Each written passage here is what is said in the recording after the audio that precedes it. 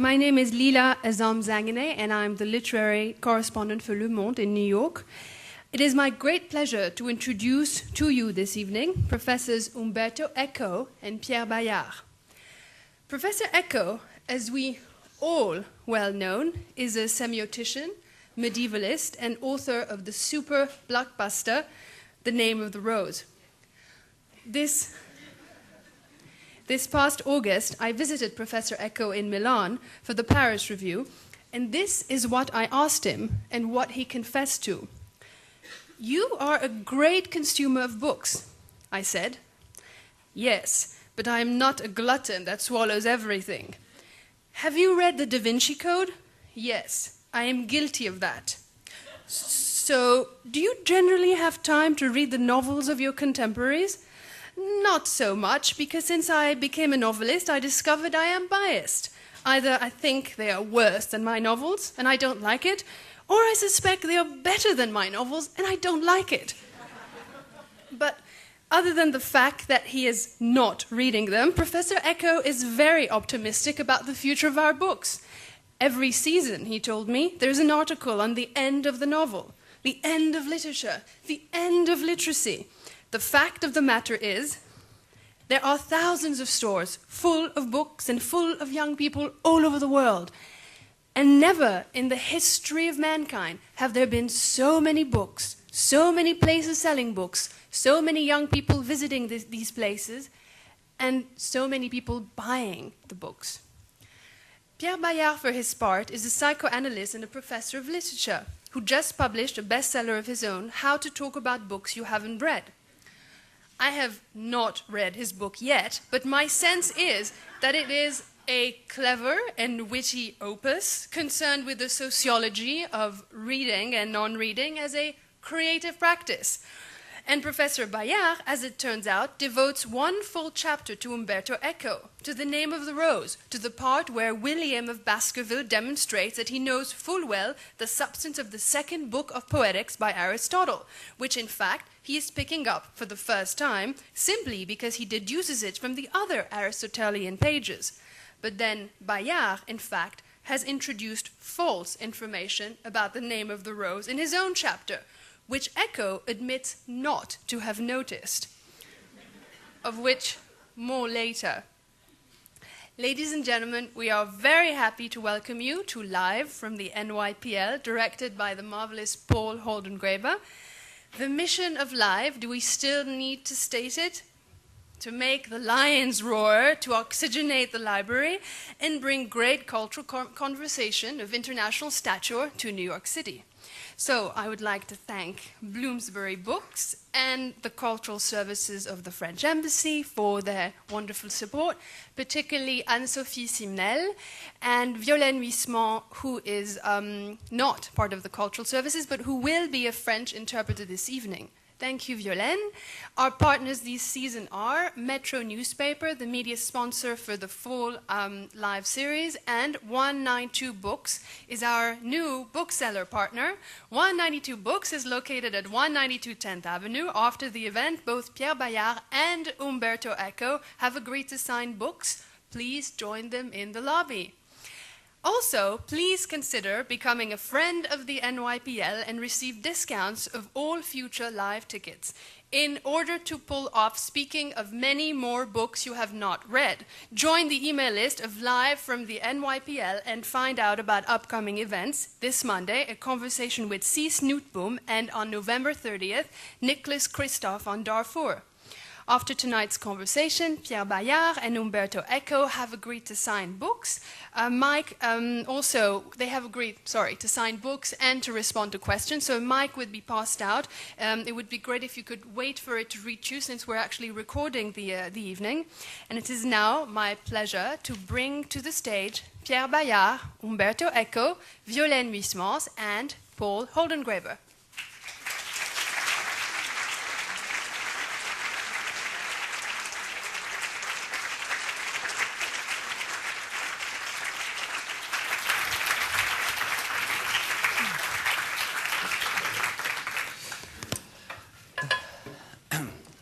Thank you, Lila Azam-Zangane, for that wonderful introduction. Yes, the lion's roaring. So, oh, I'm sorry about that. Things are falling out of my pockets before I even ask you a question. So, What do you have a book on Pushkin? not Pushkin, Proust. Proust. Okay. On reading. Okay.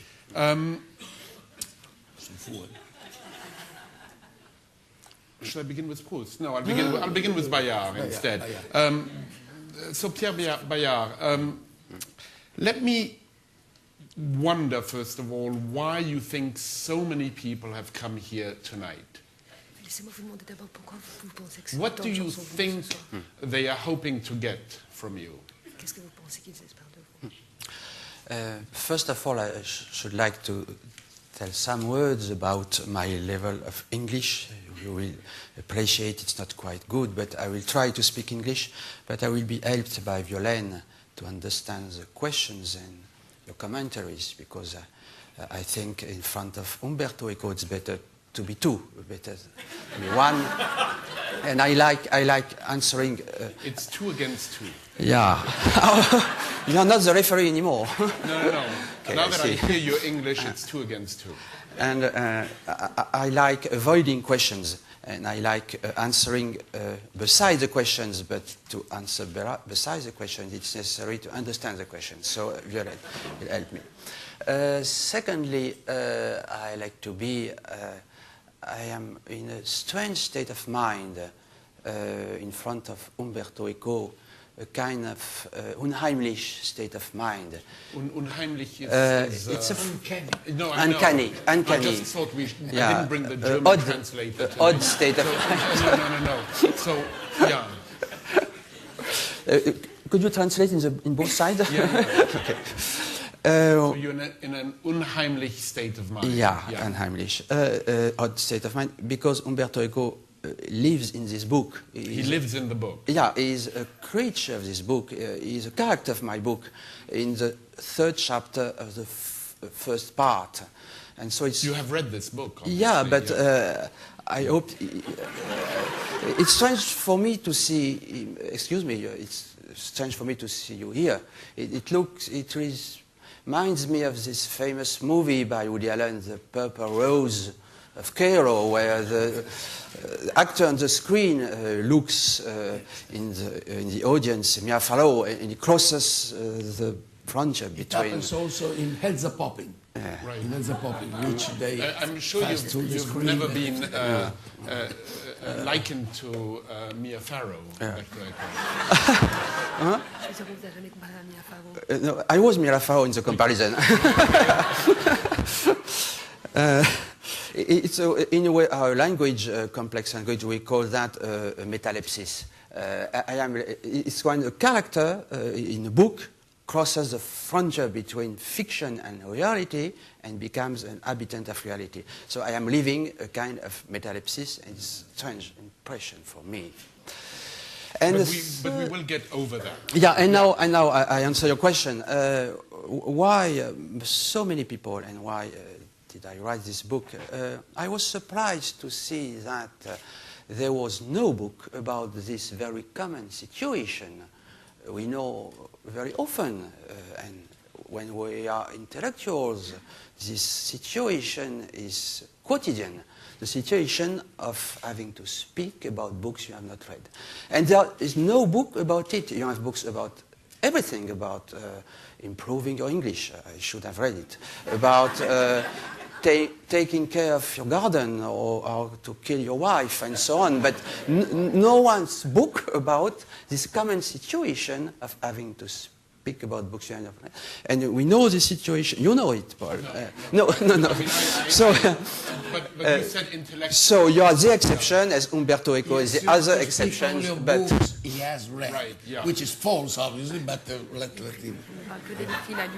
Yeah. But for each rule, there are exceptions. Exception which found the rule. So you are the first exception. Umberto Eco is the second exception. In my life, I am always in this situation. So I tried to help people. So is it a self-help book then? First, self-help.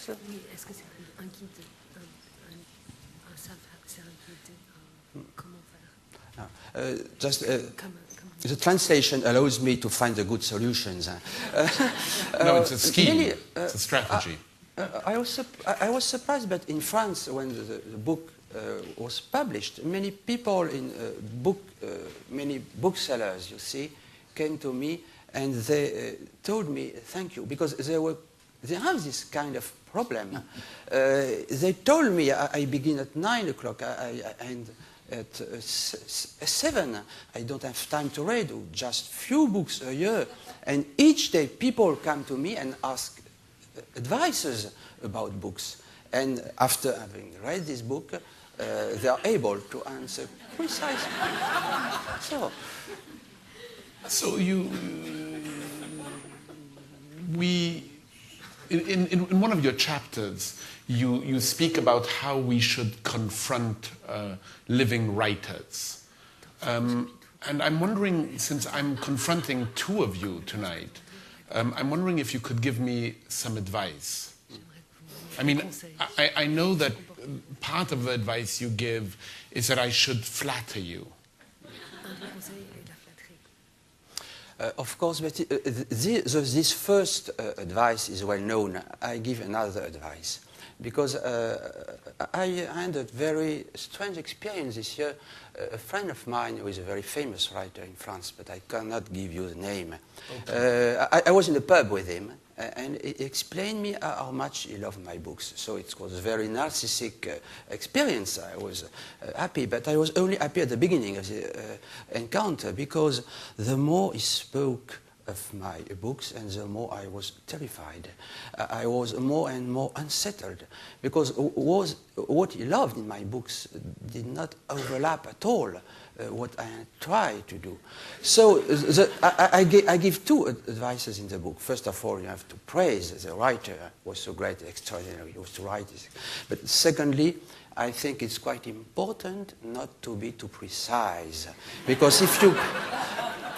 So, I mean, keep on generalities, and I can explain why. Yeah, help a little bit, because, I mean, give me the words. I should have rehearsed this with you before we got on stage, but how should I have begun the interview tonight? You can explain that this book transformed your life, for instance. No problem. But this book and my friend, the writer, began explaining me that my books transformed his life. So I was very happy. But afterwards, as he saw I was happy, he began to be precise, and the catastrophe began too.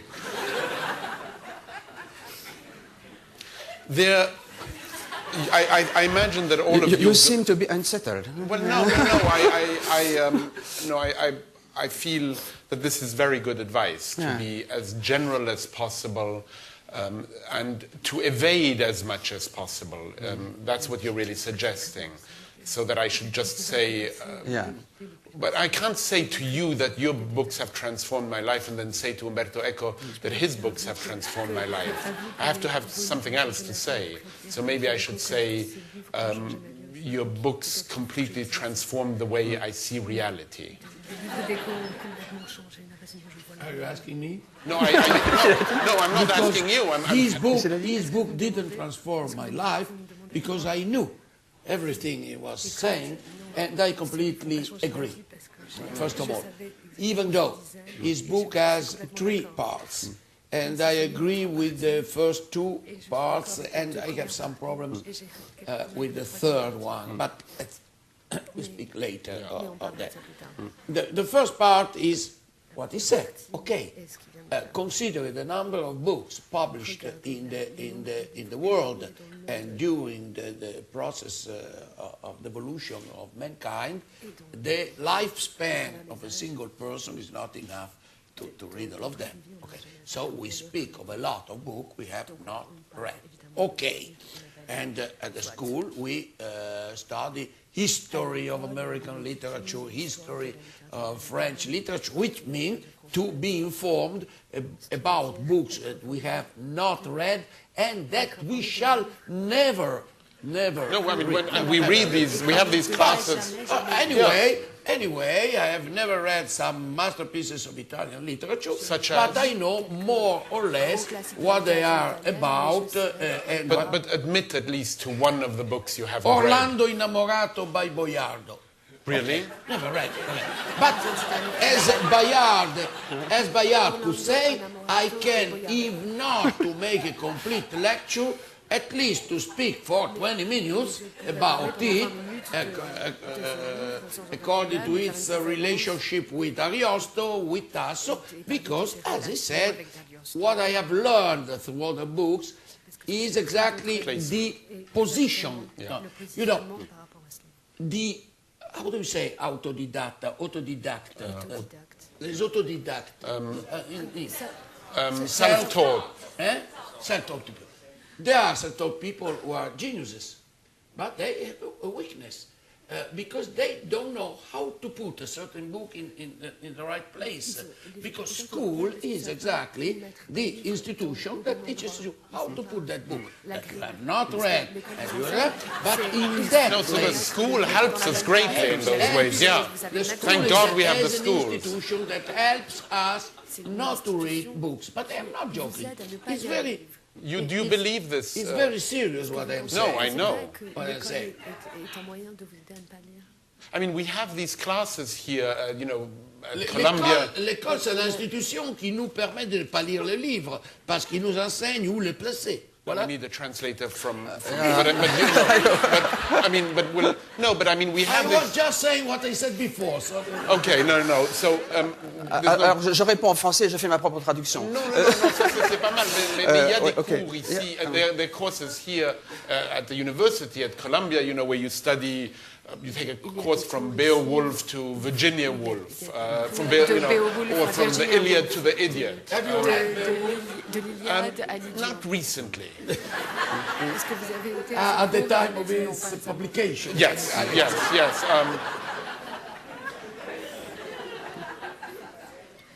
Est-ce que vous pensez que c'est vrai que l'école est... I mean, it does remind me of a story that I've told before on this stage, but which I have to tell. I had a student at one of the universities where I taught who was very interesting and always said things that were slightly off. And it was wonderful to have him because he was very talkative, and you know, sometimes I needed him to intervene, and we were reading Bartleby the Scrivener, and I turned to him, there were 100 students in the class, and I said, Michael, have you in fact read Bartleby the Scrivener? And he said, not personally.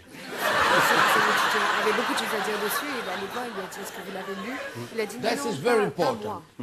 That's very important. Society and culture are a machinery by which and through which other people read for us. That's absolutely true and important.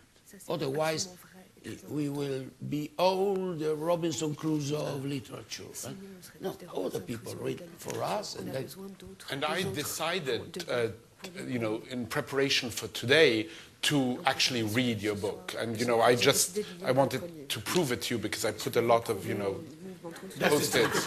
I did that very quickly just before. No proof. No, but no proof. no, and I underlined in various places with notes. And but this brings me to something that your book, since you are a shrink, this brings me to something that your book does. I think stress, which is the role of shame.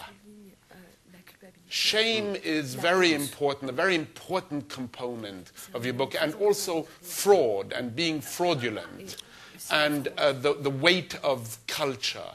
So maybe you could talk about shame, which I think isolates us in the world. I will try to answer both to Umberto Eco and Paul. Of course, the school learns us to be able to locate books in libraries, but perhaps not sufficiently. What you have told, Umberto Eco, can be told by someone who knows this kind of keys. I think for many people it's not evident that culture is a problem of locating books in the general libraries. And I answer your question. When I was young, I was not in a family where there were many books. And to enter this country of books, this realm of books, this space of culture, for people who are outside is not evident, because we have a tendency in school and university in France to present books as a religious thing. A thing to worship. What's wrong with that? And but the result can be to terrify people. I was surprised by something in medias last year and in conferences. After I spoke of my book, very often the journalist or the bookseller came to me and told a story.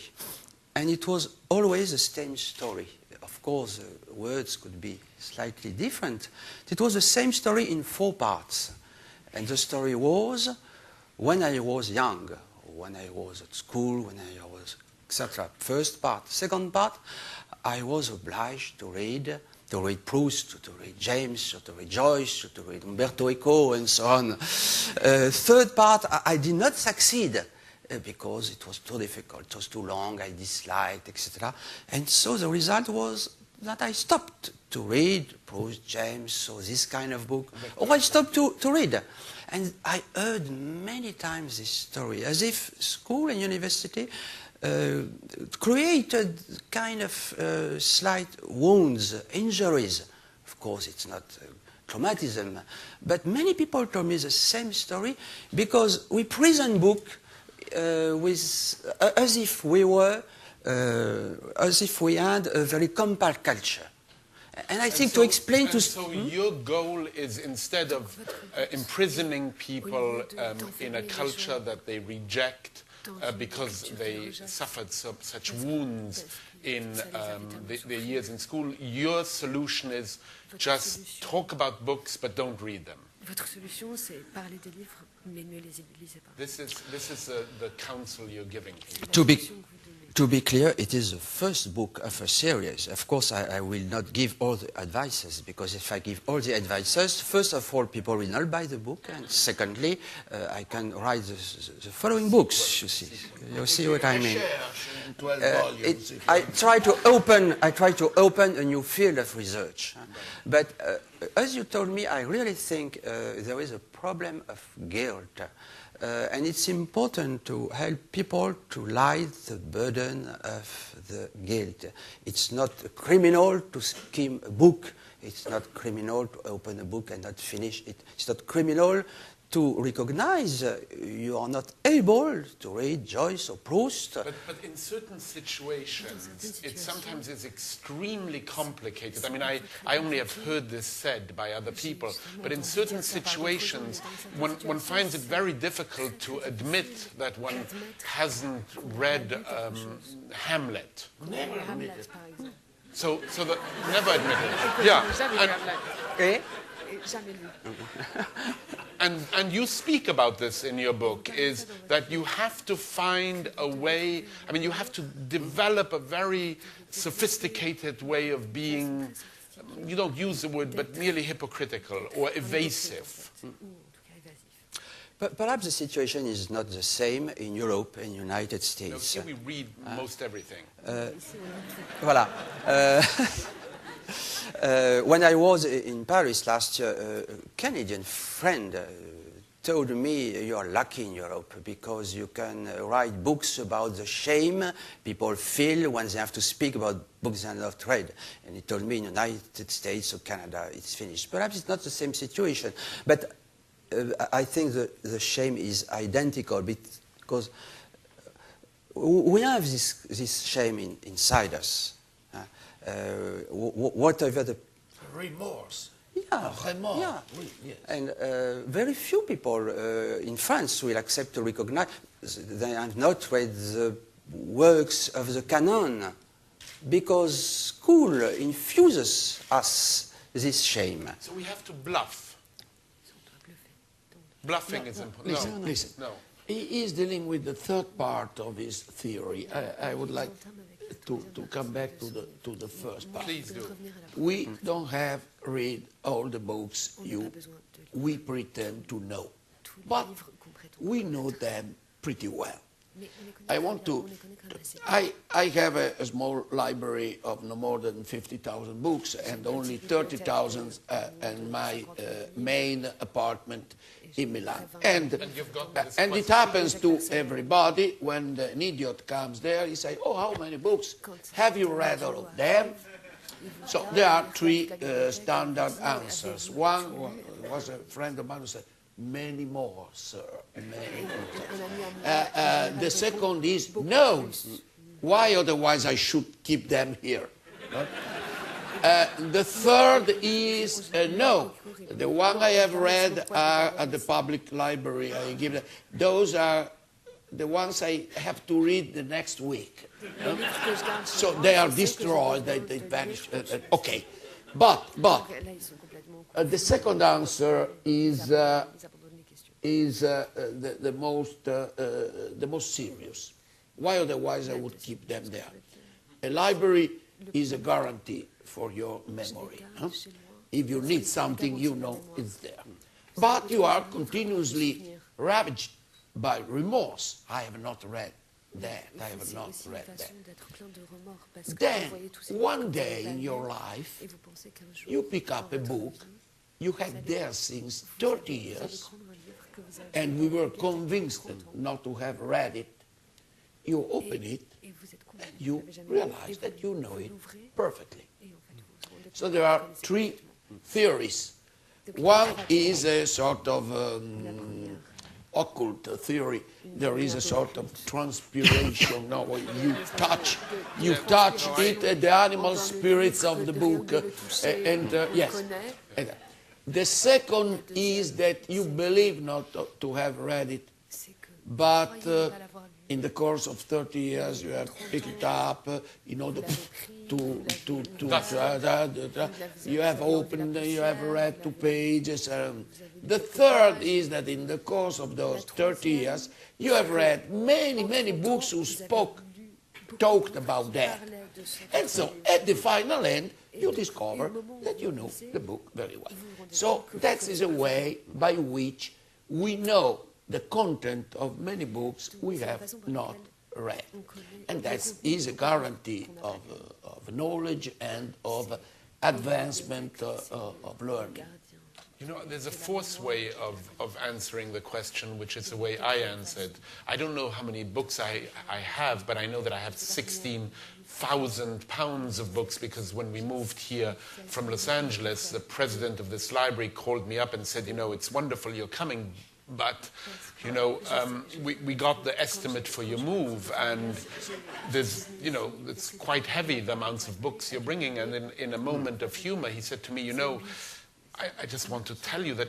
That's why I wanted my daughter to be an architect to calculate the possibility. No, but the president said, "You know, I just wanted to let you know that we actually have books here," which I thought was, you know, rather shrewd. But when people come to my home and people ask me if I've read every book, I always say immediately twice. It's another answer. That's the fourth one. That's the fourth one. Now, I'd like everybody... My answer to this question, because we all know the story of someone who goes to a flat and is astonished. My answer is I did not read them, but I live with them. And what you perfectly describe is the story of a man who lives with books. And perhaps it's what school does not teach. That it's not a problem of reading or not reading, it's a problem of living with books. It's quite different. It looks like, but it's quite different, because it means sometimes you don't read the book, it means you begin and not finish, but you know the book is here. And when you have a problem, you can go to him and ask advice to this book, such as a companion. That's a great difference, and I think school should teach this difference between to read and to live with. School should teach that culture doesn't mean to know the date of the death of Napoleon by heart, but to be able to find it in 3 seconds. While usually school teaches people that they have to know it by heart.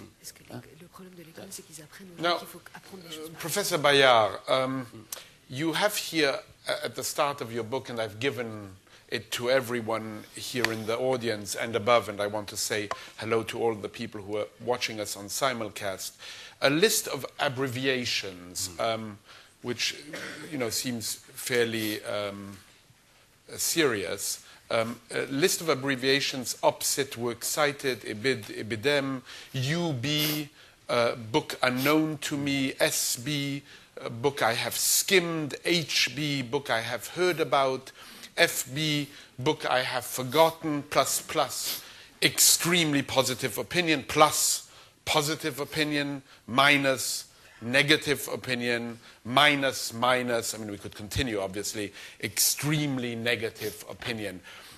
Could you explain to us a little bit what the purpose of this was? And I know that some books, in particular, for instance, if we take Les Illusions Perdues, a book by which most everybody here may have read it at some point, by Balzac, Lost Illusions, it is both SB, if you could follow, please, SB, HB, and FB, but only plus. I mean, so it's many things at the same time. Could you tell us what the use of this classification, this taxonomy might be? In this book, I try to be frank and honest with myself. And for each book I quote in my book, I precise with the abbreviation if it's a book unknown, a book I have skimmed, a book I have heard about, or a book I have forgotten. And of course, these categories can overlap. And you can precise, I also give the feeling I have about the books I have not read, and I put 2+ if I have a good opinion. And what is the criteria of the good opinion? I'm just curious. I mean, how do you decide this? I mean, I'd like to learn from you. No, it's just a feeling, and of course it can change. But what is important in this list is not these categories, but the categories which are not in the list. Because you can find other categories. For instance, 3 days ago I was in Harvard, and Homi Bhabha proposed me a new category. He proposed the books on which you sleep. Yeah. I think it's a good idea, and I take it. And now I will precise in next edition with a footnote for Homi Bhabha. Because what is important is that there is not the category read books and the category unread books. Because we often consider there is a kind of a straight line, frontier between read books and unread books. Sometimes this distinction can be useful, but for many books, as Umberto Eco told, we are not in this distinction. For many books, we are not able to tell if we have read them or not. For many books by Hegel, Lacan, Freud, frankly, I can't tell. Perhaps I read them some years ago. Read them part twice and another. Yeah. Because so you haven't it's quite important not to forget the role of oblivion, forgetfulness. I look at Montaigne. Montaigne has a very bad memory. He forgot everything, the name of people, the faces, the books he had read, the books he had written. And I am in the same situation. And when people ask me, did you read this book? I am not able to answer this question. So what is important in this list is the fact that I did not use 2 categories, read books and unread books. And after, excuse me, new categories will be introduced in next tomes, of course. This is the second. I told this book is to be divided in 3 parts. This is the second one. Okay, we have read a lot of books, but it doesn't mean we are remembering them perfectly. That is a very important remark. I could ask my audience, do you remember in War and Peace by Tolstoy the moment in which Natasha marries Prince Andrei? And a lot of you said, yes, right. No, she never married Prince André because he died before. But it's not so easy to die. I am not sure that everybody of you was remembering exactly that Natasha didn't marry Prince André. And Bayard, in his books, makes the analysis of 3 books. One is My Name of the Rose, the one is David Lodge novel, and the other is Graham Greene. Graham Greene. There are 3 books about the understanding of unread books. And at the end, he says, I made a trick. I inserted in the summary of the 3 books a mistake, a false. Personally, I detected immediately the mistake for Graham Greene and for David Lodge, and they didn't detect. I didn't detect the mistake for my book. So you see that our way to remember books is very adventurous, and that is an absolutely important point, which I appreciated very much. His book. I saved the a Abbey book of that I don't remember exactly, but I saved the Abbey of Melk from burning because I think you could not destroy this abbey, and we'll have to discuss about this point, but I am sure it was not destroyed. And so now the abbey still exists.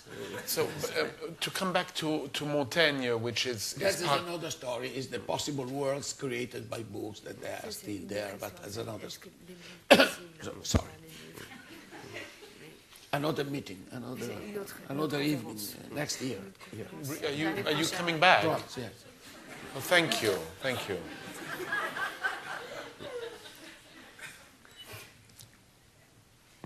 So, But there are other mistakes in the books. You found 3 mistakes, but there are other mistakes.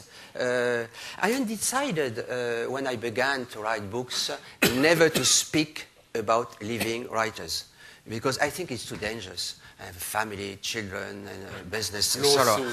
And for the first time, I spoke about 2 living writers, Umberto Eco and David Lodge. You appeared in the circumstances I have described, and David Lodge wrote a letter to me to explain I had made a mistake about his book. So now I return to the old situation. I will never speak anymore of living writers. It's too dangerous. But that's curious that David Lodge wrote a beautiful essay on the name of the rose and he didn't detect the mistake of C'est étrange que David Lodge, qui a écrit un But essai you- remarquable sur la rose, n'ait pas remarqué qu'il y avait aussi une erreur sur le Because I suppose he skimmed and he went directly to the chapter devoted to him and he found the mistake and let. writers do that sometimes. Yeah, it's a true story, yeah. Can I come to the 3rd part? You may, Because I have some question for him. but before you come to it, may I do You are the something? master, puppet master. Thank you. Thanks. Thank you. No, I've never been defined so beautifully. Vous avez machine. You put a quotation that has intrigued a lot of critics and alleviated a lot of guilt for these critics who are paid to review your book. And as you know, your book has been reviewed a lot, I must admit, mostly favorably by the critics. And you put this quotation of Oscar Wilde that is quite wonderful, and we recognize Wilde immediately, don't we? I never read a book, I must review it, prejudices you so. It is beautiful. It's very important for a university professor when he's a judge in a commission for chairs. Never read the publication, otherwise you could be influenced by them. Absolutely. No, I remember a professor of mine who said, when he was asked if he had read a book, he said, read it, I haven't even taught it. I mean, so, there are these various ways of But let's come back to Oscar Wilde, because it's a wonderful quotation, and I'd like you to talk a little bit about how Wildean it is. I see what you and mean. we might turn to the end of your book. I had a problem with this quotation too, because I was very happy when I met this quotation. And you see, I am a naive person. I trust people. If Umberto Eco explains me psychoanalysis is just a fake, I stop practicing psychoanalysis. What do you think? It's a fake. It's a fake. Okay. Okay. So I stop. You have more time to devote yourself to writing the second volume. I am just as Woody Allen in The League. I identify a person and I follow the advices. And when Alberto Manguel writes in A History of Reading, Oscar Wilde told that, I quote Alberto Manguel, and I really thought it was Oscar Wilde's quotation because he told. And it was not true. And a reader... just before you get to that, the question of authority is very important, and you speak about this in the book. Alberto Manguel, in The History of Reading, says, this is Oscar Wilde. You, as obviously a very naive person, say, this is Oscar Wilde. Because I am an autodidact. I come from the milieu I explain you. So I respect and worship great professors. And so when Alberto Manguel told this quotation was from Oscar Wilde, I believe beautifully it. And it was not from Oscar Wilde. It was from Sidney Smith. And so I put a footnote to explain the problem. And I told me this. Perhaps Sidney Smith was the first to tell this. But is it possible to be sure that Oscar Wilde never said that? He said so many things. Perhaps it is true. He didn't stop talking. Listen, when writing my doctoral dissertation on the Aquinas aesthetics, I was immediately faced with the fact that all the literature on the subject, centuries of literature, said that Aquinas said that pulchrum est id quod visum placet. It's not necessary to translate it. That was that definition. Then I discovered that he had never said so. Never. He had said something different. Pulchra dicuntur visa placet. And the entire posterity continued to discuss about that definition, taking it seriously, and he never wrote it. Is the same history of elementary, my dear Watson. Conan Doyle had never written this line. And the entire Conan Doyle posterity is playing upon elementary, dear Watson. Sherlock Holmes never said elementary, my dear Watson. I mean, people can have tenure for years based on falsity. Yes. And the Aquinas never said elementary, dear Watson. I'd like to end the story, but so when I saw my problem, I decided to trust. Umberto Eco was not in Paris, I could not ask. So what did I? I went to Google, and I put the quotation, and the answer of Google was Oscar Wilde, Oscar Wilde, Oscar Wilde, Oscar. Because my book was successful, so many journalists took the quotation, and now it's an Oscar Wilde quotation. It's considered but by maybe everyone. it is. Maybe it is in a way. Perhaps. But he said. I am unable. No, I mean, he said so many things. But you know what is interesting is a note you put. I'll read it. It says, quoted in Alberto Manguel, A History of Reading, HB plus. Yeah. But only plus, no, only plus. I subtract one plus because he mistake and it causes much trouble to me. Now? Only one plus now. One plus. Yeah. HB plus, so next edition HB plus. This remark is also attributed to the British writer Sidney Smith. Yeah, and you know what is interesting? Is the New York Times book review of this Sunday, you will be already in France, has a letter from a reader who corrects you about this quotation. And what I found fascinating about that is that obviously that reader didn't get much beyond the first page. Because if they had gotten beyond, they would have seen this footnote. Yeah, because... Vous l'avez pris au piège, hein? You got that reader. And there are quotations... I mean, it's mean of you. There are quotations you can never find again the author. There is one of them that I find marvelous, and I used it as an exergue in one of my books. I used to be perplexed, but now I am no longer sure of it. And who is it? Finally, I found that it's a sort of Bosco Perciu, but never see, quoted by a psychologist without any precise reference, but I find it marvelous. I used to be perplexed, but now I am no longer sure of it. And you know, the thing is, and to some extent, and then maybe we'll come to the inner library and the relationship to books that you think we should have, the relationship you think we should entertain with books. But for a very long time, one can live with quotations like that. I mean, I suffer from quotomania myself, and very often I feel as though I've quoted something so many times, and I'm convinced it is by that person. Nobody has, for instance, corrected me on my favorite line from Oscar Wilde. I mean, Wilde is wonderful in this way. He said, it is only superficial people who do not judge by appearance. I mean, it may be by Wilde, it may not be. But maybe this quotation is correct in your wildest desires. Right. Yeah, exactly. And thank you for that. But I mean, what I would like to talk about with you is maybe you've created a new taxonomy, new concepts, and one of them, maybe we can move in that direction and then get to the third part too, is the notion of the inner library. It's a perfect place to speak about it. I try to invent some new concepts to describe our unconscious relationships to books, and I invented three types of books. Screen book, for example, inner books and ghost book. One main important notion is a screen book. I try to explain that when we have the feeling we are speaking of the same book, very often it's not the same book because we replace the book we are speaking of by another one. It's easy to make an experience.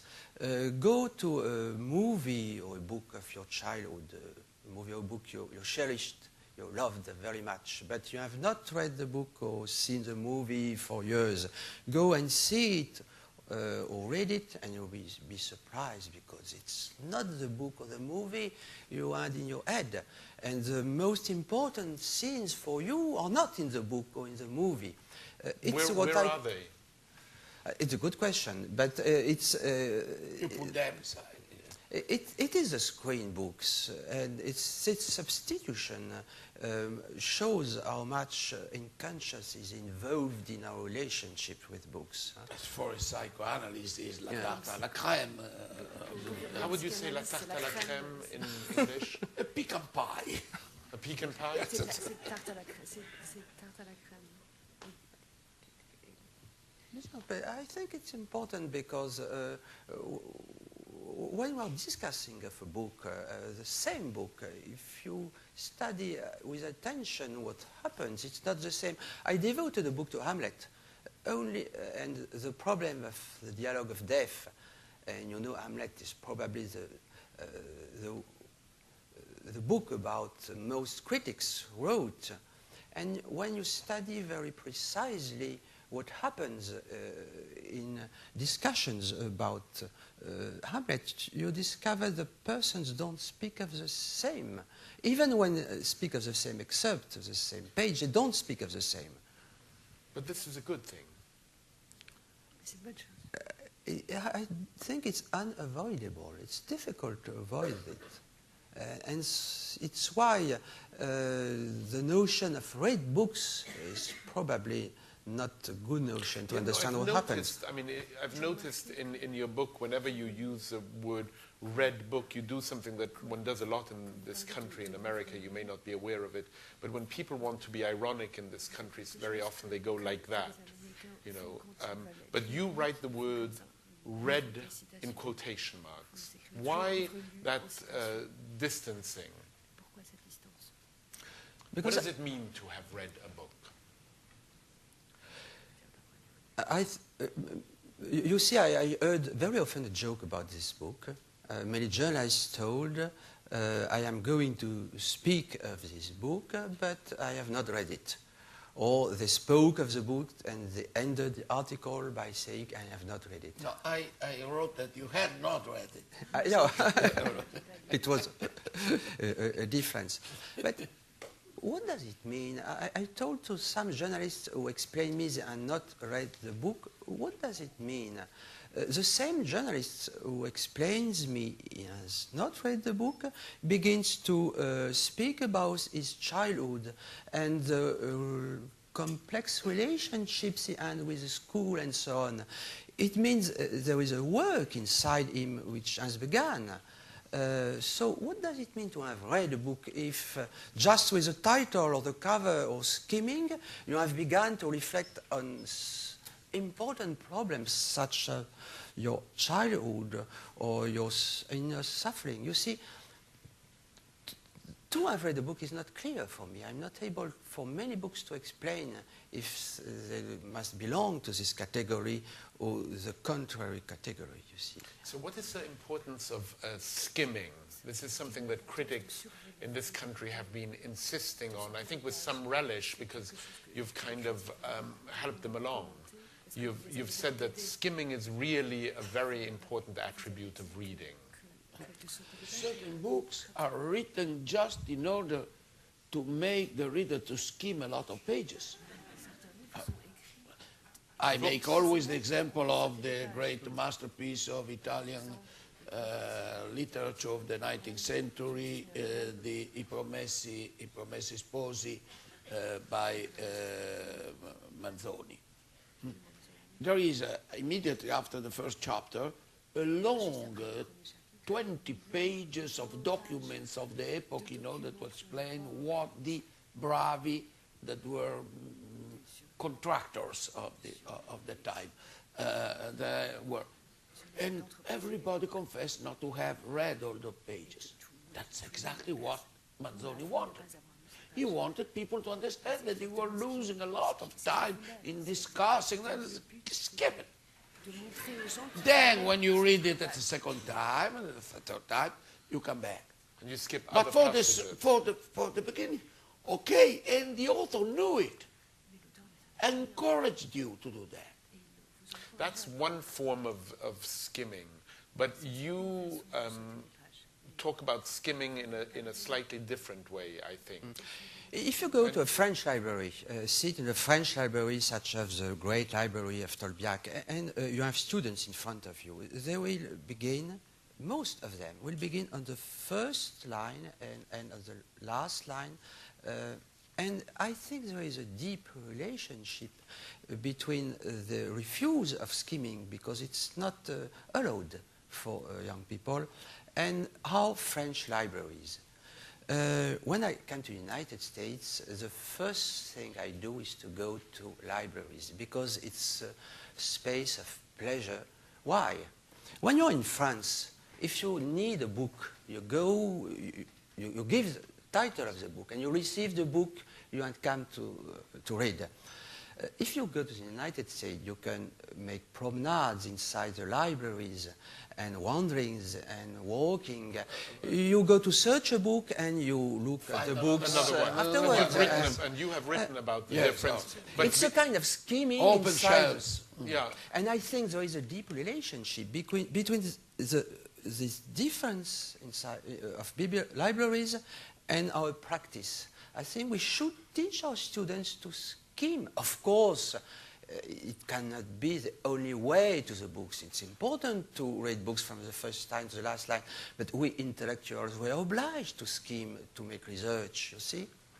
Professor Bayard, just hold the thought for 1 minute. I'd like to say to my staff here if they could make the room a bit warmer.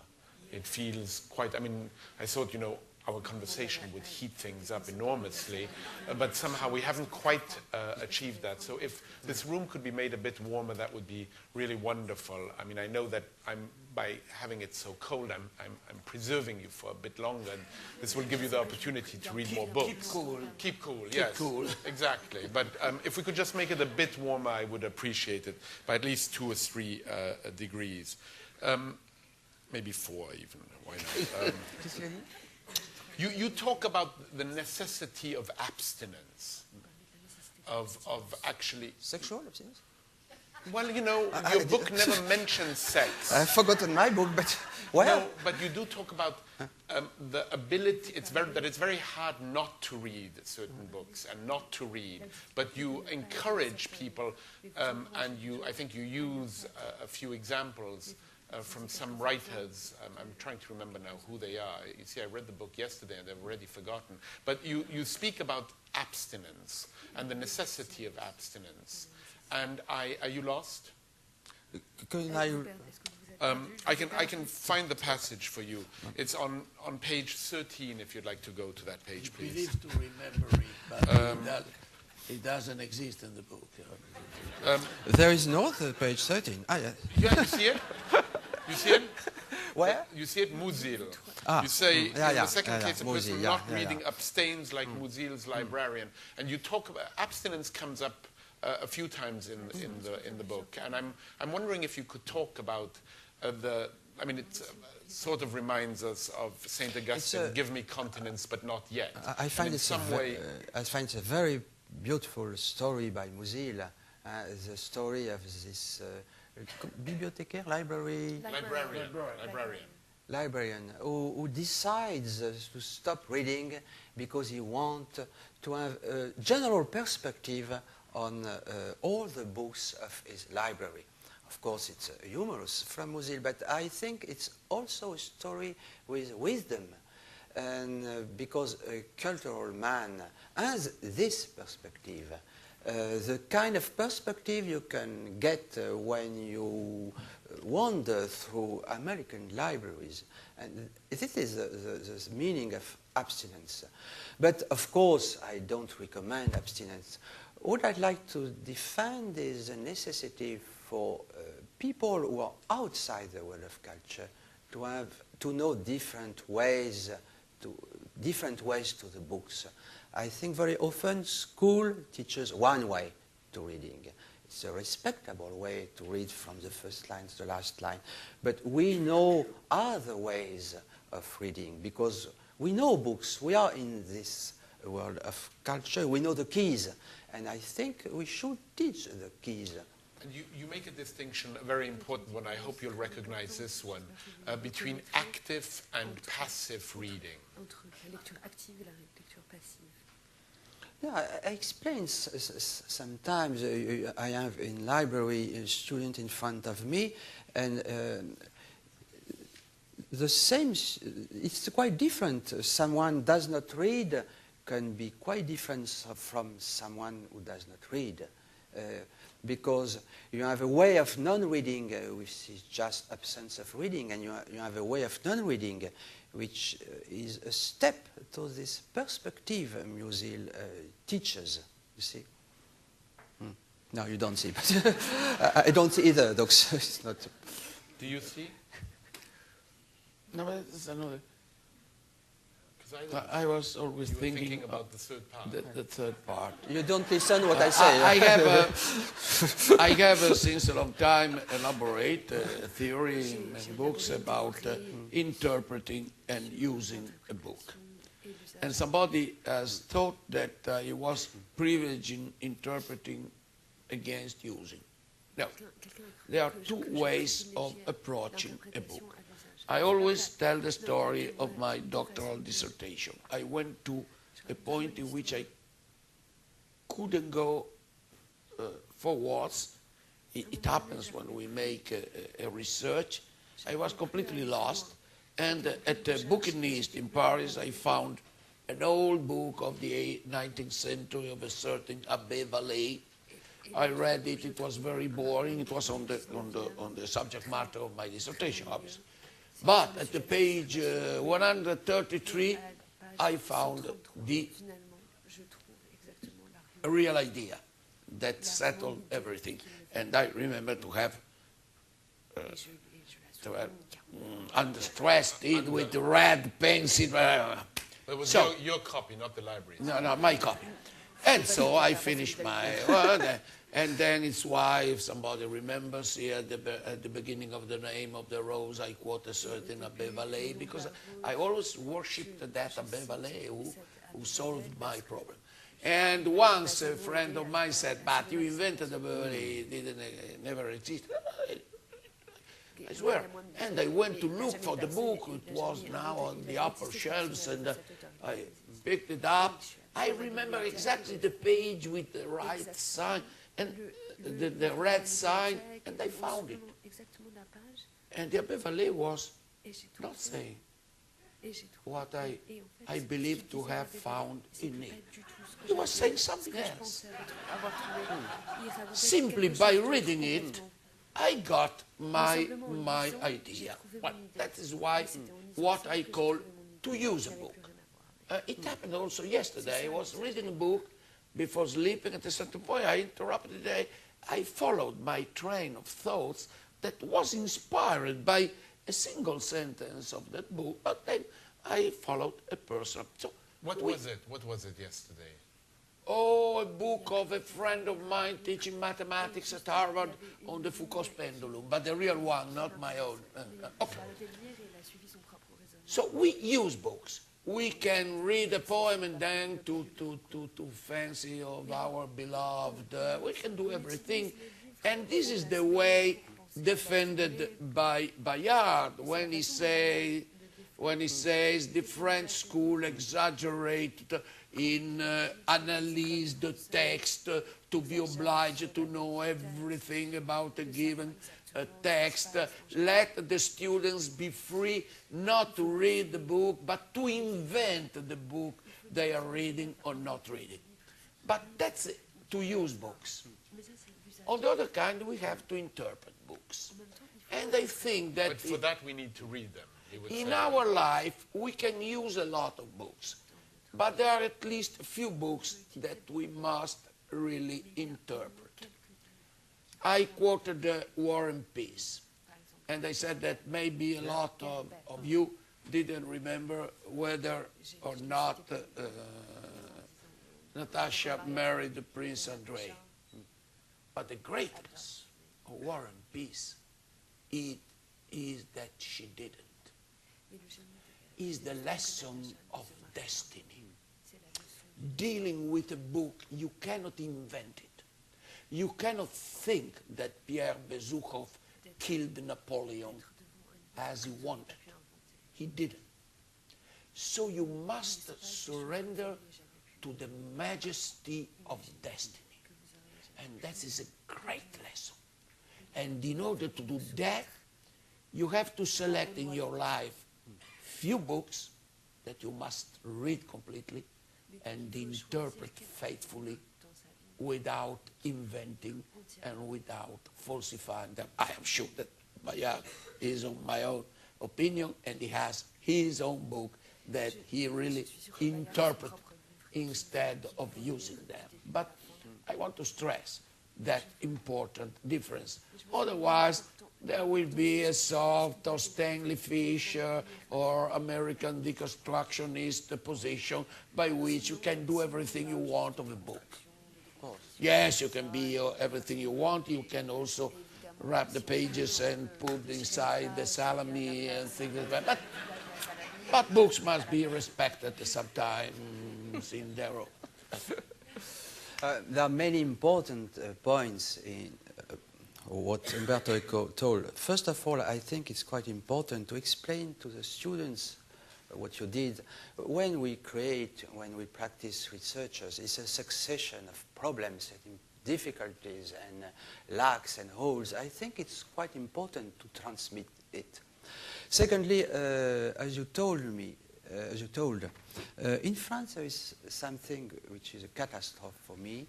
It's what is called book report, and it's main exercise in the schools. book reports. It's some kind of summary and very precise question. No, it's not analyze the text. No, analyze the text is not a catastrophe. Book report, You talk about it with your son, who's 14. In my family, I'm in charge with book reports because we share activities, and I cook and I practice book reports. And book reports, you have to summarize the book you have read very precisely, and you have to answer very precise questions. Like? What's the name and first name of all the characters, and in which town the hero came through, and you have to reconstitute the fabula very precisely. And what's wrong with that? I mean, it is important to know the characters of the book you're reading. Sometimes I'm not able to answer the questions in this book report about books I have written on. It's because they are so precise, it's impossible. And once my son told me, after we had made a book report, it disgusted me from reading. And why? There is all a representation of reading behind this book report. It's just as if reading was a kind of scientific enregistrement? Recording. The real reader does not proceed in this way. Sometimes he read the book and was fond of the book. He is unable to give all these informations because he dreamt, he imagined, and he stopped to see a girl in the street, and so on. That is reading, not what we teach in schools, you see. And last point, of course, I agree with Umberto Eco about the fact that some books have to be read from the first line to the last line. Of course, it's evident I am not an adversary of books. All my life is about books, and but you have a very important... You even read mine. Well, let me say I prefer we change the subject, if it's possible. Let me say something about that, because when Pierre Bayard knew that you were going to be on stage with him, he said to me that he was rereading your œuvre complète, your complete works, according to his very particular methodology. Oui, but in the Bayard method. Oui, la méthode Bayard. What I like to say is that this distinction, which is quite important in your books, between interpretation and use, it's a problem for me. Why? Of course, at a conscious level, it's possible, but at an unconscious level, it set me a problem. Why? Because if I accept this distinction, it's as if you gave me a saw, a hand saw, and you proposed me to saw the Freudian branch on which I am sitting. And I am not a masochist, and so I cannot accept this distinction between, for me, when you read in conscious is dominant. But of course, at a conscious level, I agree with your distinction between interpretation and use. I have not the same problem because I am sitting under the tree and not on the Freudian branch. Wait, but I will fall on you if you saw the branch. But yeah, I know that interpretation and use are two idealtypen, two ideal positions, and then in life there is a continuous flow between the two, and sometimes we cannot distinguish if we are making interpretation or use. But you know, at least I read Sylvie by Gérard de Nerval 40 years, every time discovering something new, and then finally I translated it. Maybe I am wrong, but I believe to have interpreted it, not used it. Maybe it was a wrong interpretation, but it was a sort of interpretation, and I felt bound to a duty of faithfulness toward the book, toward the text. Maybe it happens a few times in one's life. Because one can't fall in love with so many things simultaneously. No, it happens few times to really read A books, but sometimes it happens happily.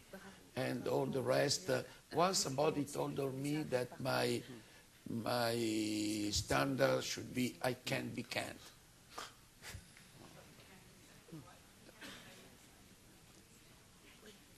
I think I completely agree with that. You don't To have teach to, though. I mean, you... Vous n'avez pas besoin d'être d'accord. Okay. Vous ne faut pas être d'accord nécessairement.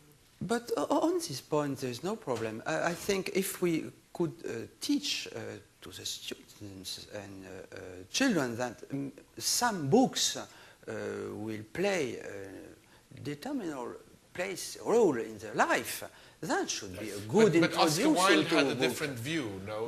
In your book, you talk about...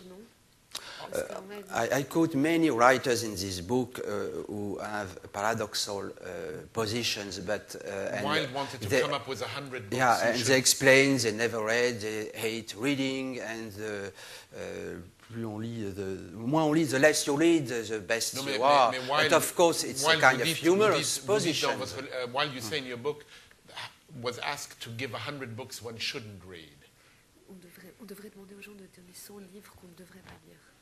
But for everyone knows Oscar Wilde, such as Valery and other people, were voracious readers. But this is where the problem comes up with you, right? Because you're claiming on the one hand that we can talk about books we haven't read, and on the other hand, you give very good and detailed analysis of some of the writers.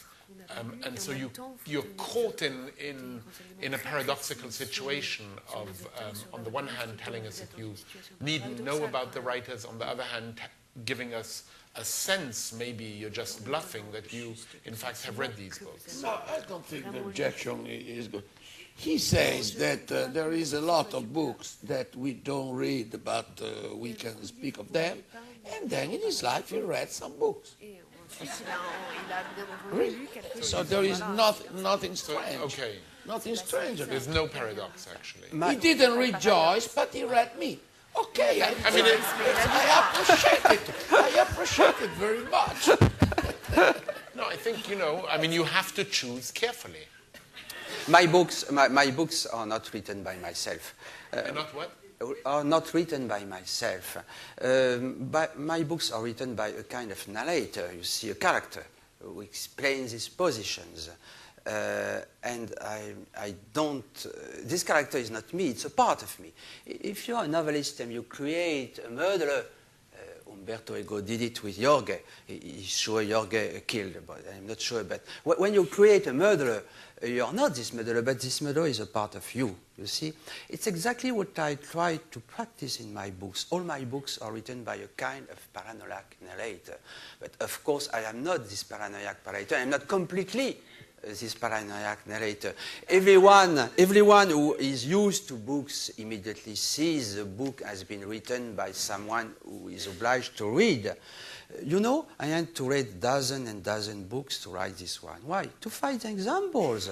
They are very rare. There are very few books where people speak about their practice as reading. So I had to read much and much. And this narrator, this voice, who introduces the book is not me, it's a part of me. And in France there was misunderstandings because some journalists did not perceive the fact and the theory was inside fiction. And they attacked me very widely. How did they what was the reception of the book in France? It was very good. But some journalists began to attack me because they really thought I had decided to create a kind of international movement to preventing people from reading. And they explained, but you don't realize the situation of books in France. Our children don't read anymore, and now Bayard wants that they stop to read. Of course, it's absolutely absurd. This book has been written by someone who loves books. Books are my life. It's evident. But I insist on the point that it is a fiction, and there is a narrator, paranoiac narrator, who is a part of me, an important part of me, but only a part. So you have differences of levels. Some sentences overlap what I think, and some sentences don't look. In France, in the fourth page, you have a sentence which is, if you want to speak of a book accurately, first you have not to have read it, and you have to speak it with someone who has not read this book either. And people really thought it was my opinion. I feel angry about people who are not able to distinguish levels of language and to see the humorous part in a book, you see. So it explains the differences. Of course there are differences, because there are many Pierre Bayard in the books. More than two. He's a split personality. Yeah. No, but in United States, in France, split personality are only 2%. In United States, sometimes 20, 24, because the United States is a large country. No, but at the time, au temps de Charcot, il y avait plusieurs personnalités. Yeah, in the United States, inside one personality, you have the grandfather, the grandmother, the sister, the brother, and everyone speaks to. I wanted to talk to you about the Graham Greene story, The Third Man. Because we find ourselves a little bit in this situation now. You might narrate it a little bit for this audience. It's one of the stories I had when I began. When I began the book, when I had the idea and I found the title, I only had 3 stories, and I had to find the others. And I found it was really a beautiful story. It's The Third Man by Graham Greene. The novel, the story is quite different in the movie by Carol Reed. And the hero, the name is Buck Dexter. He is a writer, a kind of writer. He writes Western books, popular novels. Yes, he doesn't get a very high and marking. he has to give a conference in Vienna, but he's confused with another writer who is named Dexter, but Benjamin Dexter. And Benjamin Dexter belongs to a very elitistic literature. It's a kind of Henry James. So Buck Dexter gives a conference to an audience which is very happy to meet Benjamin Dexter. And so it's a perfect dialogue of the deaf. Not only, but they ask him about Gray. Gray and mix, they were intending Gray, the pre-romantic poet, Yeah. and the things of Zane Grey, the Jack London-like. Yeah. No. When Buck Dexter speaks of Gray, for him it's the famous Gray who wrote Western novels, but for the audience is a poet Gray. You see, and it's a perfect dialogue of the deaf. But I think this dialogue shows with caricature what happens when we speak of books, and shows something which is quite interesting. It's the role of power relations. Because strangely, Buck Dexter does not understand the questions. No, I mean, I'd love to, forgive me for interrupting you, because the quotation you use here, which I do believe is from Graham Greene, at least you quote it that way. Which page? This is page 66. 66. Of How to Talk About Books You Haven't Read. To make matters even worse, Martins is not dealing with just any group of readers. He's giving a lecture, much like we're here in this auditorium, but with a circle of admirers, literary enthusiasts of his, in quotation mark, works, who delighted finally to have Dexter at their disposal and eager to pay homage, cannot resist showing off by asking highly specialized questions. A kind-faced woman in hand-knitted jumper said wistfully, "Don't you agree, Mr. Dexter, that no one has written about feeling so poetically as Virginia Woolf? In prose, I mean." Crabbin whispered, the man who's next to him, you might say something about the stream of consciousness. Stream of what? But what is quite interesting is that although Dexter does not understand the questions, because he does not know Virginia Woolf, he does not know Joyce, is perfectly enabled to speak about the stream of consciousness, everything is all right. Why? Because he is considered as a great writer. And the more, it's invited, and the great writer, and a great writer can be paradoxal and so on. And I've noticed that here, I can invite people here, and simply by the fact of them being here, they respect. And when he says, when someone asks, what do you think of James Joyce? James who? It is considered really as the great writer who is able to have this kind of attitude. You see? And it shows there are, when you speak of a book, of course there is the book, but there is also a complex context of power relationships which are at skate, and it's what I try to explain about this experience. And it's an experience that happens quite often. There's a story about Irving Berlin and Isaiah Berlin. Isaiah Berlin was, there was a confusion. Winston Churchill thought that he was inviting Isaiah Berlin, but in fact he was inviting Irving Berlin. And so he was asking Irving Berlin about the state White Christmas. Yeah, and he said, you know, what is it going to, you know, what is your biggest contribution? And he spoke about White Christmas. But you know that Sir Isaiah was a good singer. He sang perfectly, so he could have played the role of Irving. But seriously, I'm sure Umberto Eco can tell us what you want about Saint Augustin or Saint Thomas, because he is Umberto Eco. Everyone will appreciate what he says. It's quite important, even if he took the sentences in Proust or Mickey Mouse. You mean just simply being Umberto Eco is enough? Yeah, of course. It's what happens exactly in the Graham Greene's novel. But why Dexter in the movie was called Alga Martin? The name of the writer in the movie was different than in the novel. Why? No, I simplify the story. The name is the same.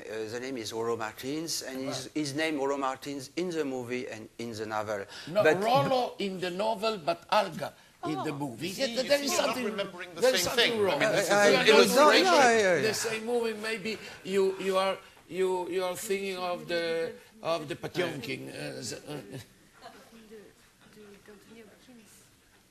Anthony Hopkins movie. No, I don't remember. Right, let's check. Yeah, it's interesting. It doesn't change. But Buck Dexter is his name as a writer. That's Yeah. right. It's a comment on dit surnom, pseudonyme. Buck Dexter is pseudonym. Yeah. But in the movie, they suppressed the sequence. It's quite different. The real and beautiful scene is in the novel. Even in the movie, there is a certain tension in this scene in which the poor one is unable to face the situation. Is very untenable. It must be anxiety. Full of tension, yes. Of course. But it can make a difference because probably you first read the novel and then saw the movie, and I first saw the movie and then I read But the novel. this is an issue that Pierre Bayard doesn't bring up, but it's a Terrible issue, yes. terrible because I have stopped every possible translation of my novels into a movie after I was told that a girl entering a bookstore said, "Oh, they already transformed the movie into a novel." Stop. I laugh with delay because I need translation. No, I mean, the other day this was happening when I was interviewing Peter Nadash. There were 100 Hungarians here. Peter Nadash is a Hungarian. And all the Hungarians were laughing before, you know, I understood what the novelist was saying to me.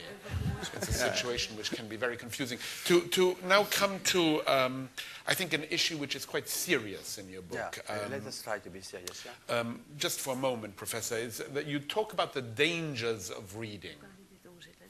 And I'd like you to elaborate a little bit on this, and then since I did bring Marcel Proust, I would like to, in conclusion, end with a line by Proust.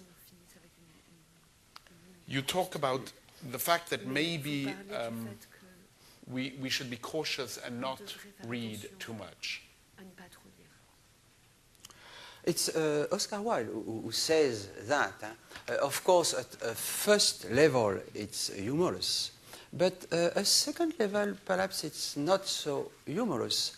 Many people, many writers, many creators read in a movement of creation, which has as a result then they cross the book. I think it's Oscar Wilde and other people such as Paul Valéry tried to explain. It's not only humorous sentence. But you see, I mean, the dangers of reading. I'll read this line by Proust because I'd like you to comment on it. It's in a preface that Proust wrote on a text of Ruskin on reading, and Proust wrote a text on reading of Ruskin. And so it's a meta text. Oh, finally, that's why you have this book. Oh, you think I just had it to impress people? You have prepared the question before. Yes. Well, you know, improvisation is something you prepare. So this is what he says, and I think Pierre Bayard... There is only one mark in the book. Well, it's the only page I read. Okay. But I was following your advice. So long, and I think this is quite serious, and I think after this we'll get, I think, to the main, what I think is perhaps a fundamental element in your book, which is, I would say that it is an ode to reading. It is a love letter to reading, your book.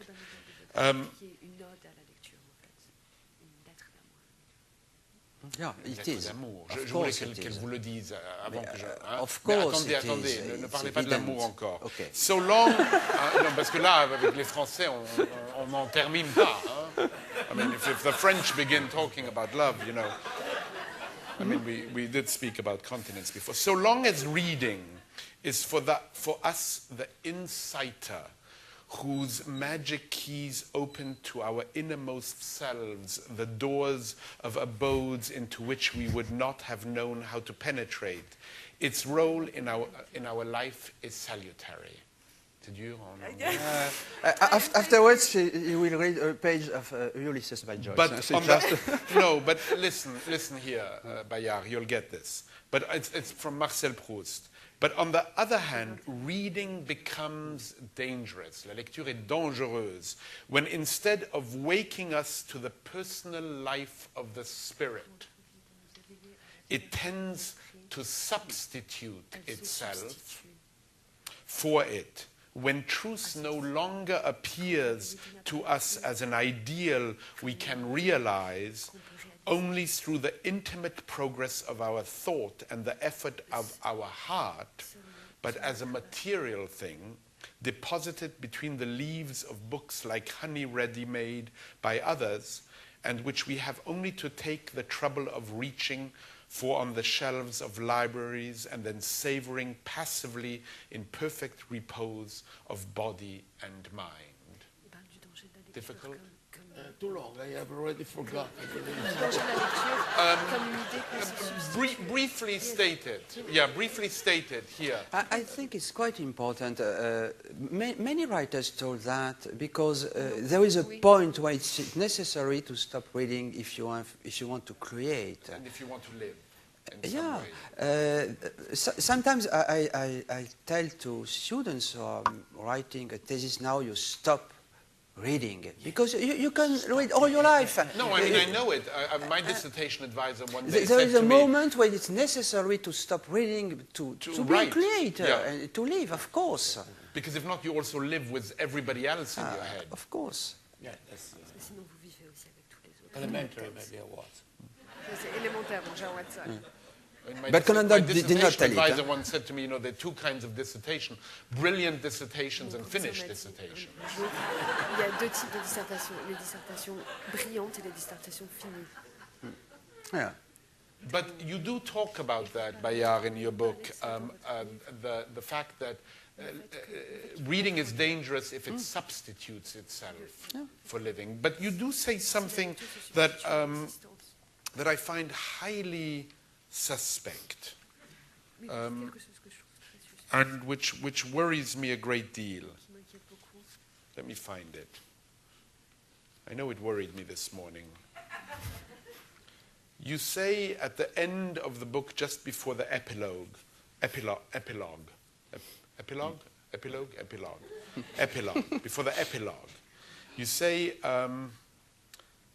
beyond the possibility of self-discovery, the discussion of unread books places us at the heart of the creative process by leading us back to its source. To talk about unread books is to be present at the birth of the creative subject. In this inaugural moment when book and self separate the reader free at last from the weight of the words of others, may find the strength to invent his own text, and in that moment he becomes a writer himself.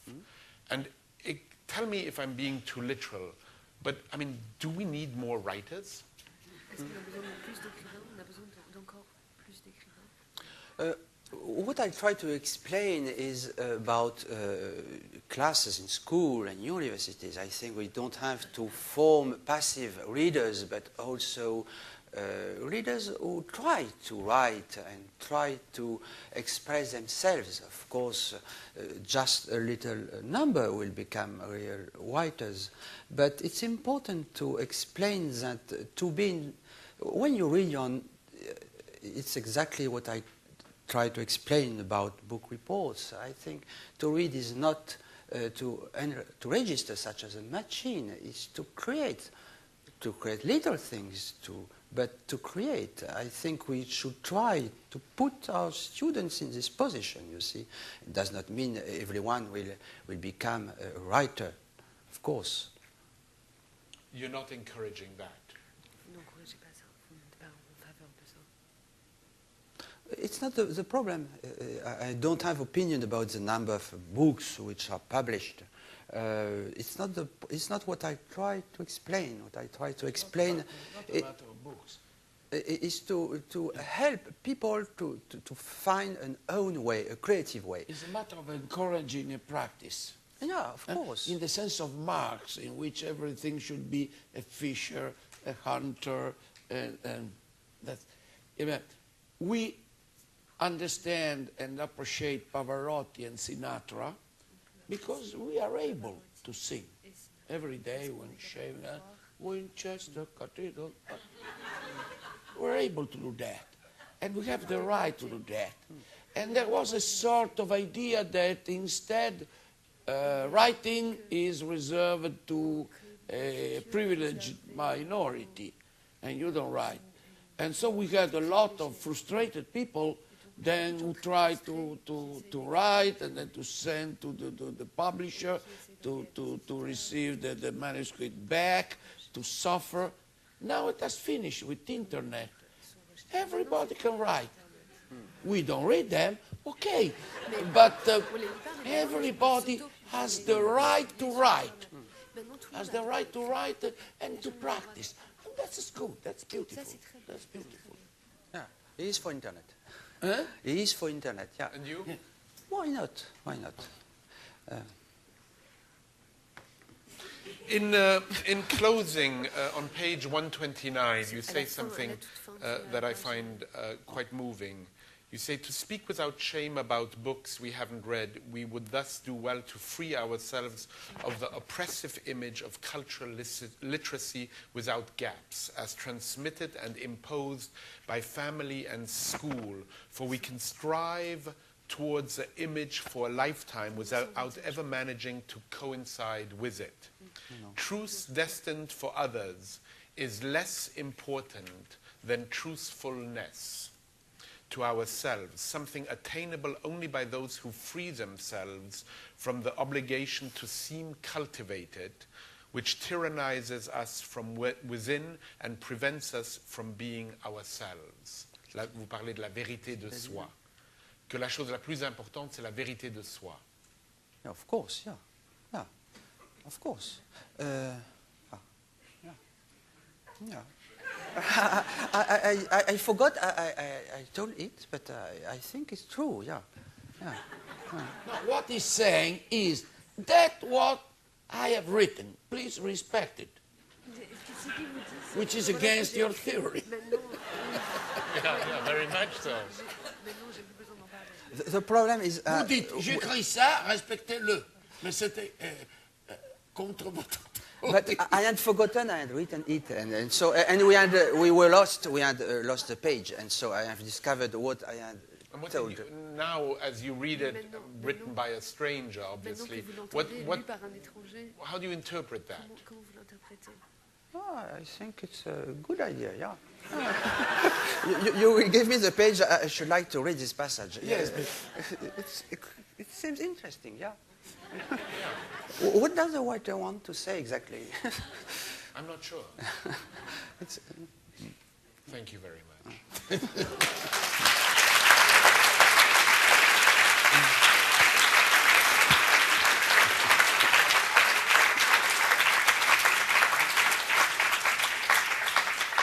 There are mics on each side of the room. The room is a bit warmer, I think. And you will be able to ask questions.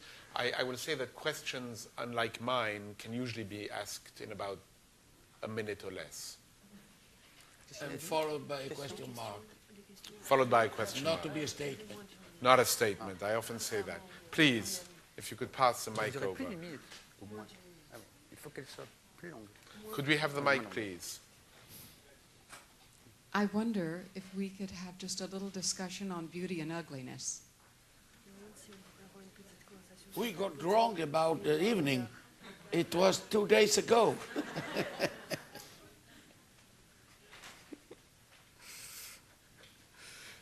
Next year, when what is it, you're going to write a sequel maybe to Ugliness? Since we said the ugliness is infinite, yes. Okay. Yeah, okay. Please, let's get a mic. Barbara, you have a question. Just 1 second. If you could wait 1 second, we're recording.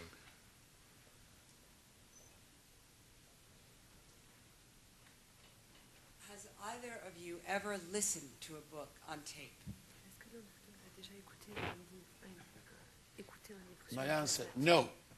But many of my books are on tape, and I think they can be useful for commuters, blind people, and a lot of being not a commuter. Not no, blind. Not blind. So I am not against, on the contrary, I am for.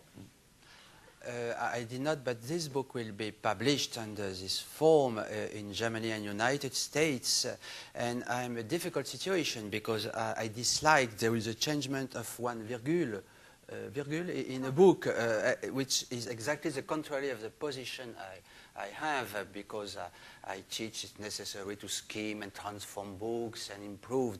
That concerns myself. I dislike if there is a one changement, so I am in a schizophrenic position about this point.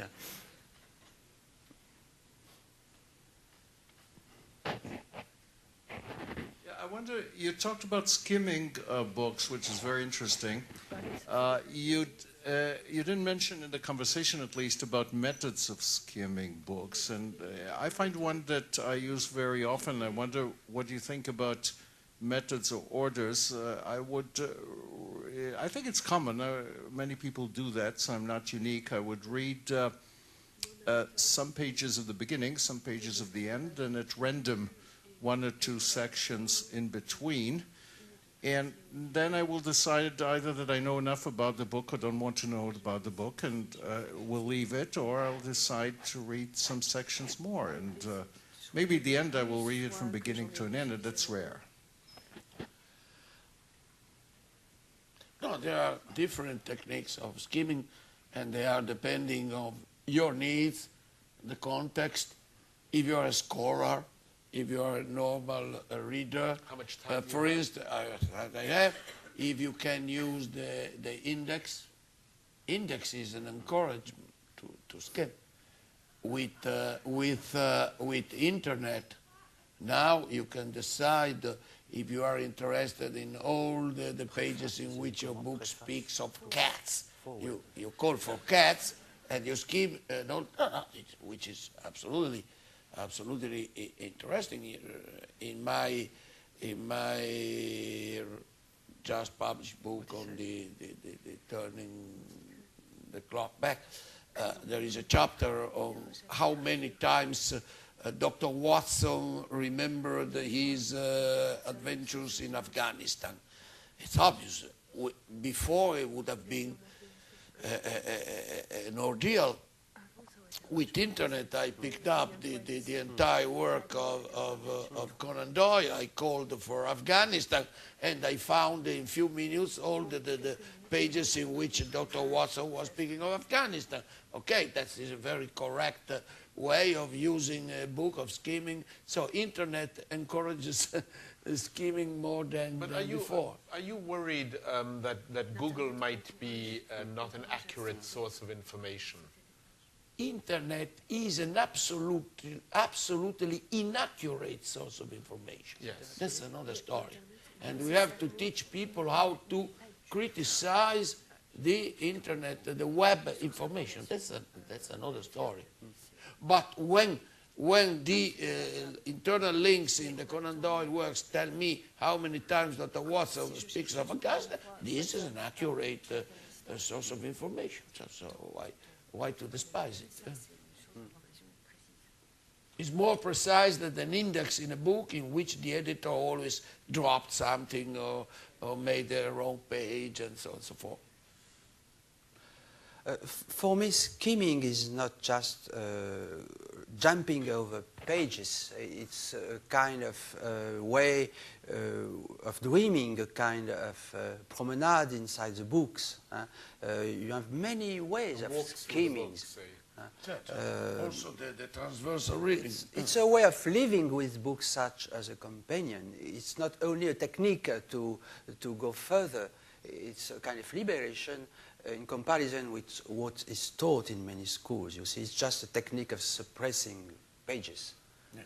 No, not only. You know that here in this country there are many classes in quick reading. And once Woody Allen said, I learned the quick reading, I read War and Peace, it speaks of Russia. One Piece, okay, but yes, there are many ways of going through a book, and so there is not a rule. No. Sometimes it's absolutely instinctive and artistic. It can be artistic. It can be an art. But I will be more precise in the next tome of this saga about this problem, and the next tome will be with a foreword by Umberto Eco. Did you hear that? Provided you have not read the tome, yes. I'll shoot at that question. I guess to your comment about the internet being kind of inaccurate at the moment. The internet as an inaccurate source of material at the moment. I mean, so much is digitized right now and becoming digitized in the future. My thought is, do you think the book is becoming a kind of a fetish item, something that's part of a personal library, but not necessary in a future in which books are increasingly more digitized and more available? My thought is, in the way that books are unlocked through skimming, books are also unlocked through searching. And I'm just wondering if you can comment on whether you feel the book is going really to be valid, in coming years. The book will keep going. For oculistic reasons. For which reason? What is the doctor curing the eyes? The ophthalmological reasons. You cannot read the Bible on the screen, entirely on your screen. Otherwise your eyes will become 2 tennis balls. And conjunctivitis will win. Therefore, the book will, even when Google will have digitalized everything, you ask for print on demand, you have your book, and you go on your bed or in your bathing room, and you read your book. And you read your book. That's, believe me, I am living on that, so I am confident. It's in your best interest to believe that.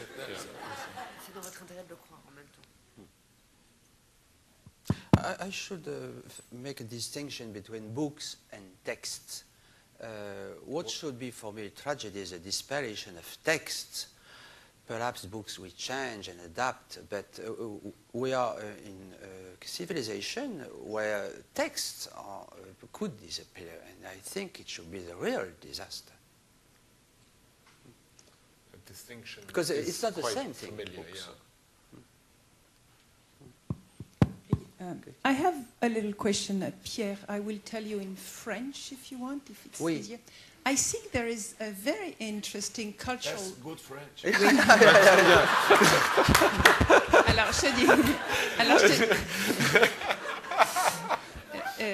there is... Pierre, je te dis en français. Je te dis en français. Oui, I will translate. Je te dis...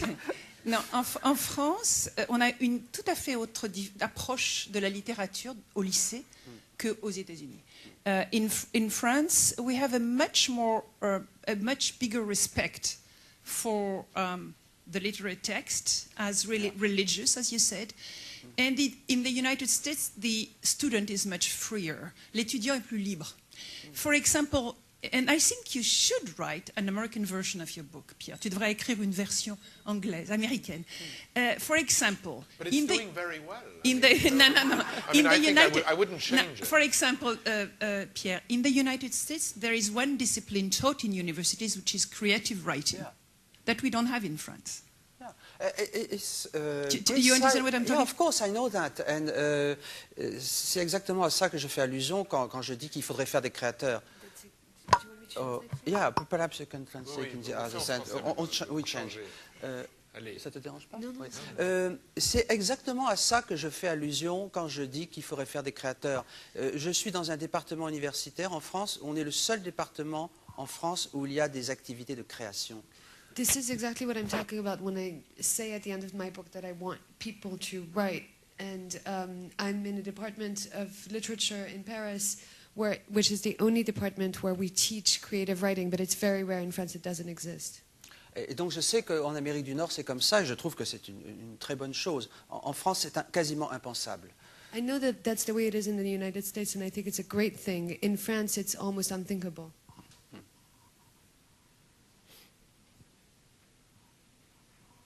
Of how unreliable it is to rely on the internet, would you care to comment about relying on book reviews for knowing all about books? Who are you asking, me or Pierre? Either of you gentlemen. No, this is a country in which there are still good book reviews. I must admit, and in France too. In Italy, books reviews are substituted more and more by interviews with the author, which are self-advertising, obviously, which is crazy. But there are many newspapers that say we don't make the book reviews, a review if you don't give first an interview. And after you have given the interview, they say it's useless to make the book review. So in Italy, there is the absolute decline of the art of book reviewing. In this country, no, absolutely not. But he was asking if you can rely on book reviews. I would say that in your case, one can rely because the book reviews were taste. It's a matter of taste. When you write a book, you can please 50% of your readers. And so the only solution is not to read the reviews of your books. But in your case, Pierre, you would rely on the reviews of this book because they were very good. Vous savez, on va continuer dans ce sens parce que vous savez, je crois qu'il faut être très compréhensif envers les critiques littéraires. I think one has to be very understanding with literary critics, reviewers. Pour faire une bonne critique, il faut arriver à rentrer dans l'univers de l'auteur. To make a good review, one has to enter the author's il serait nécessaire de lire tous les livres pour arriver à comprendre quel est l'univers imaginaire et linguistique qu'il a inventé. One would have to read all the books he's read to understand his universe, to understand the world he recreates. À l'université, on essaye de le faire, mais on a plus de temps et on est payé pour ça. At universities, one can do this, but one has more time and one is paid to do that. Moi, je ne peux pas trop me plaindre parce que les critiques ont fini par comprendre le type de livre que je faisais et qui avait une dimension sérieuse et une dimension humoristique. Mais ça prend du temps, donc il faut comprendre aussi les critiques. C'est difficile. In my book, critics understood that because they understood that there was part of it was serious and part of it was trying to be funny. But I was lucky because it takes time usually to understand the universe of a book. Parler d'un seul livre comme ça, si on ne se plonge pas dans le projet de l'auteur, c'est impossible. Et souvent, ils sont obligés de parler d'un seul livre. The difficulty is that critics often have to talk about only one book, when to understand one book, one has to enter a universe, one has to understand many other books. And then, in certain countries, Italy is one, you feel compelled to speak of the book immediately after. If not, it's too late. Why sometimes a good reviewer should need 6 months in order to understand the book. And once it was like that. It can happen like this still in the New York Review of Books, certain publications, but less and less people is compelled to speak immediately. So the poor reviewer is obliged to improvise. No, I mean, they just came up with another translation of War and Peace. You can imagine, reviewing that for the next day's newspaper. It's not easy.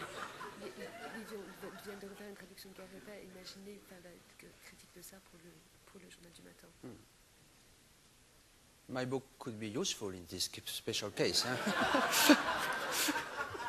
Buy it. Buy it, yeah.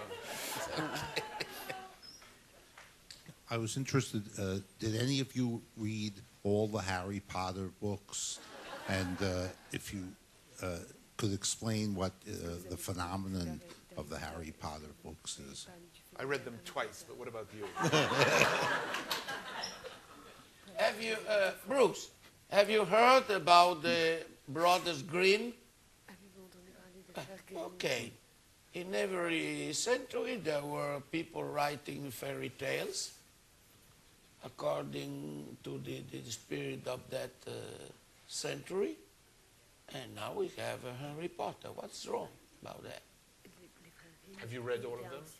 Two, in order to understand that they were the same as Perrault, as Grimm, as Snow White, as, I don't know, Little Red Riding Hood, or Pinocchio. So it's a normal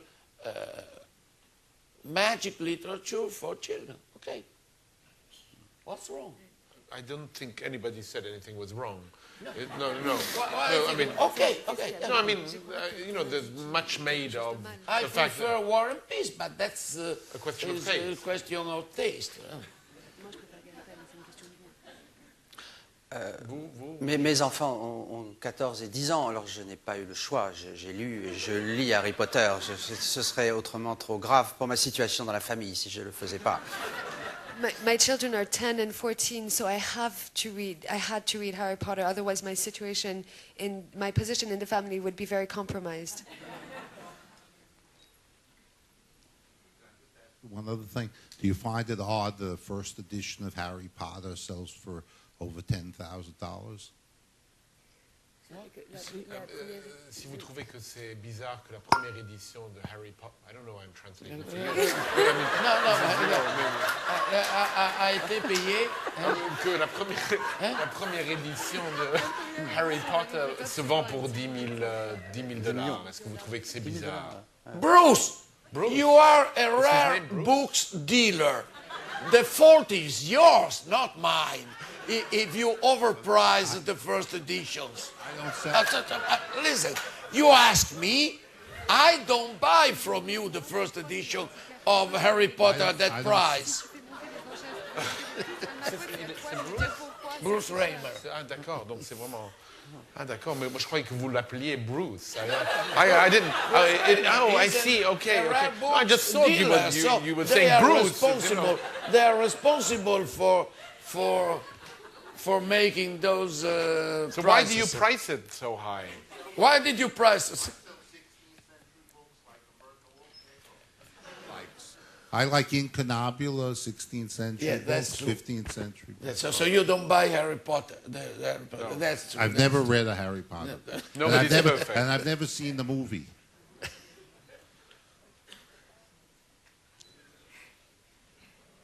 So buy his Incunabula and not Harry Potter. They cost only a few $1,000s. I believe that Umberto Eco wished to speak earlier this evening about the third part of the book of Pierre Bayard. So could we invite you to do that now? No, I did it. The third part was a sort of indulgence shown by Bayard for a free reconstruction of books instead of reading them. And I said that sometimes for certain books it is indispensable to read them and to interpret that. That was the point. So we have dealt with that. Bayard, the last point is yours now. I claim that, in fact, in my view, your book is a love letter to the reader and to reading. First of all, tell me if I'm right, and second of all, if I'm right, why? D'abord, je voudrais répondre à la question là. J'ai envoyé quelques signaux de paix en tant que psychanalyste à la sémiologie pour que nous passions une soirée tranquille. Et c'est pour ça que nous n'avons pas trop débattu sur la troisième partie. Il y a une sorte d'accord en sous-main, un dogground treaty. As a psychoanalyst, I've worked things out with Umberto Eco yesterday. As I sent peace signals. As Umberto Eco is a semiologist, we managed to find an agreement. So it was fine. The third part was. Et en ce qui concerne ce que dit Paul, pour moi, ça me fait vraiment très très plaisir de dire cela, parce que certaines personnes ont pensé que c'était un livre contre la lecture, ce qui est stupide. En effet, c'est une lettre d'amour à la lecture. I'm very pleased that Paul would say this, because of course some people thought I was against reading, and of course it is a love letter to reading. Ce que j'essaye de dire aux jeunes, c'est venez vers les livres et soyez originaux dans les chemins que vous inventez vers les livres pour construire votre bibliothèque personnelle. What I try to say to young people is find your way to books and invent your own way through these books, invent your own paths across literature. Thank you so much.